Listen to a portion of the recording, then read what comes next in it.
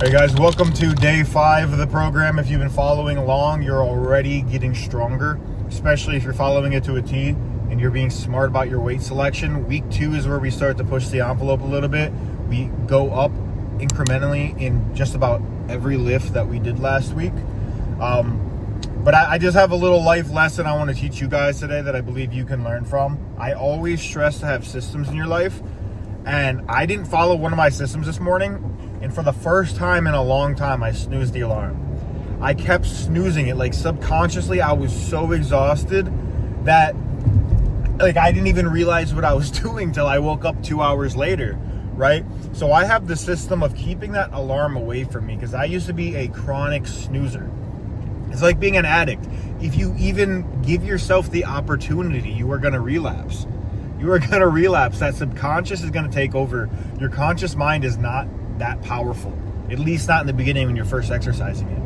When you're first exercising that discipline, half the time you're going to give in if you just put yourself in the right environment that's going to fuck shit up, right? So you want to keep that phone away from you if you snooze. Like, it was amazing, as stupid as it sounds. You know, I've heard my whole life to put the phone away, but it's like when I finally did it, I started to finally get up on that first alarm. And getting up is one of the hardest parts. It's like you have the weight of the world just like in every excuse and every voice in your head trying to convince you to keep your head on that nice, cozy, comfy pillow in bed. So you have to have systems in place. And I'm just saying this to show that I'm not perfect either. If I'm not following through with my systems, I'm going to start the day off with an L. And today I started off with an L, and I'm like, oh, great. I started getting in that bad old mindset I used to have. I'm like, oh, my day's ruined. I already started the day off with an L. Things are already going horribly. Now I've got to play catch up. And I'm like, wait. Stop. This is exactly the kind of mindset that held you back probably your entire life. For most of your life from achieving your full potential, you always beat yourself up. That's what I told myself. I'm like, fuck, okay. Now I got to focus on what I can control. I can't change what happened, but I can change what I do going forward. So, you know, I texted my buddy. I'm like, sorry, man. Like, he knows I'm always the one early to the gym. You know, I'm on the treadmill, you know, way before he gets there. But today was one of those days, man. And I felt terrible about it. And then, like, I'm like, oh, dude, like, I'm not going to make it in time. He's like, dude, I just got off the treadmill. Just get up here in the next 15, 20 minutes and we'll get it rolling. I was like, okay, yeah, dude, this is the power of having good people in your circle. And having an accountability partner, a gym partner, somebody, a coach, to kind of just get your head back straight. Like, hey, lock the fuck in. He said something our wrestling coach used to tell us all the time, like, have a sense of urgency. And like, I didn't realize how powerful that statement was until I got older. I was like, have a sense of urgency. And my buddy just brought up our old coach in the last rant he did in the sauna. Right? Our coach used to tell us, like, dude, nobody gives a shit about how you feel each day. You know, they care about what you end up doing, how you show up, how hard you're willing to work despite that. You know, he's like, nobody cares that your dog died. Nobody cares that your girlfriend broke up with you. Blah, blah, blah. You know, all that matters, especially as us men, is showing up and putting in the work anyways. Because what does all that matter? Because if we just keep feeding in to those excuses and like, woe is me, we're never going to do anything. You know, we're taught to sit around and mope around till we feel better. But honestly, there's a lot of other guys like Andrew Tate that advocate for using that energy towards something productive, something useful. Don't get me wrong. There are times that sometimes you just got to sleep that shit off for a second. But you can't do that every day, day after day, and expect something to change. Expect the way you feel to change. If you're doing absolutely nothing on top of some terrible events that have already occurred, you're just going to continue to feel worse. And I just wanted to throw some of that mindset out for you guys this morning. I just wanted to really just drive home the point that we are all the same. There's nothing different about us. We all feel that same way when we wake up in the morning. We all have those same excuses running through our head. And, you know, at the end of the day, it's the winners that find a way and the losers that find an excuse. All right, so the first thing you guys are going to do are dead mill walks. You're going to do these for 3 to 5 minutes. This was actually from the other day. Since I was running late, I didn't do these. I didn't want to waste any more time because my buddy was already waiting for me. So what you're going to do with these dead mill walks are you're going to have the treadmill off, and you're basically just going to push this thing with your legs. Your leg strength, you're going to be extending your knees out, your legs, and this is great for warming up those quads, strengthening those knees. A lot of people do these for knee rehab. If you've watched any videos on knee rehab, you may have seen these. People also do sled pulls.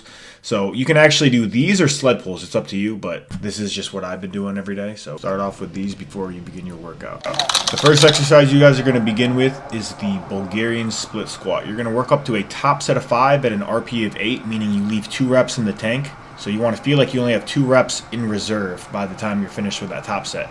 Then you're going to do 3 sets of 5 at 90% of that top set, right? Here's Brayton doing the safety bar. For those of you that don't have proper mobility in your shoulder due to an injury, the safety bar is a great alternative.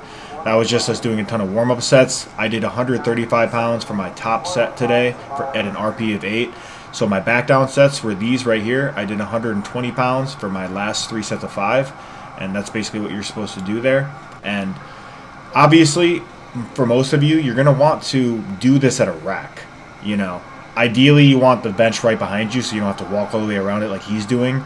But this is ideally how you want to do it, because obviously when the weight gets heavy, you're not going to be able to just press the weight over your head. Otherwise, you're going to end up doing exactly what I'm doing here, but you might end up hurting yourself if you're not strong enough to lift that over yourself like that. So I would recommend just doing these at a rack like Brayton was there, but have that bench closer to you instead of having to walk all the way around. Then exercise number 2 is going to be the single leg Romanian deadlift, following the same protocol as the split squats. You're going to work up to a top set of 5 at an RP of 8, and then you're going to do 3 sets of 5 at 90% of whatever your top set is. Always remember to warm up, as I always preach. Body weight, then do the bar, then incrementally move up till you find a weight that you feel is an RP of 8 for you, which is, for me today, was about 95 pounds. Keep these slow and controlled. You don't want this to be a quick jerky movement. Keep that foot that's on the ground completely flat, and just use your body kind of as a lever here, and just make sure to try to find balance in that midfoot. And the next set of exercises you're going to be doing are going to be a superset, meaning you do them back to back. It's going to be the Cossack squats followed by the single leg hamstring curls. So for the Cossack squats, you want to keep that leg you're squatting with, see the one that he's going down on, that heel needs to stay down. That first rep, he had the heel come up. He's going to do it again here. You're going to see. That means he's trying to squat way further than he's, capable of, his range of motion. You're going to see me make the same mistake at first, because when you're first doing these, you got to find your footing. My heel comes up, you see it there. But then the next rep, my heel stays completely flat. And I'm going pretty deep on these because I have pretty good mobility. Some people are going to have to stop way higher, right? You don't have to squat down as far as I can. You should only squat as far as you can while keeping that foot completely flat. If that heel or anything starts to come up, that means you're squatting way too far. And you want to be decently upright. They don't have to be perfect, but try to mimic what I'm doing here. Then as soon as you finish your first set of Cossack squats, you're going to go straight to the single leg hamstring curls, 3 sets of 10 each leg. For the Cossack squats, it's 3 sets of 8 each leg. So for this machine, obviously, if you've been to the gym before, you'll know this is not a one-size-fits-all machine. So adjust it according to your height. That way you get the right kind of tension on your hamstring. And yeah, just keep these nice and controlled on the way down and explode on the way up. And lastly, you're going to be finishing off with the Russian twist for your abs. 3 sets of 10 each way. Either have a foam roller or a yoga block between your legs if possible. If not, it's fine. But keep those legs still while twisting your trunk, your torso. And just keep these nice and controlled. All right, guys, we just got done with the lift. It's always after that I always stress how good you feel after working out. And especially when you decided to just take the power back in the day and say, fuck what happened this morning. I'm going to get it done regardless, even with less time.